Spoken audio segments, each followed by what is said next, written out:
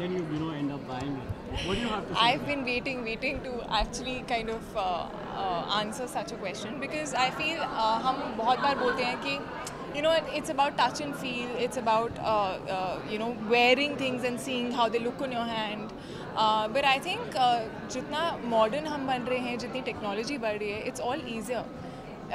You can buy jewelry being all together, whole family crowded with an iPad or a computer also, and it's even more easier. You can be having a lot of moments in your private zone. जहाँ तक touch and feel की बात आती है, they have a very fabulous technology and an idea that they've come up with. Velvet Case basically gives you an opportunity to select whatever. Suppose I choose a ring.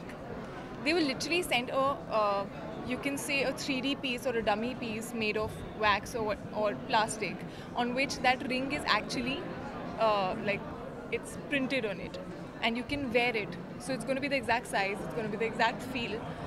You can actually wear it, see how it looks on your hand.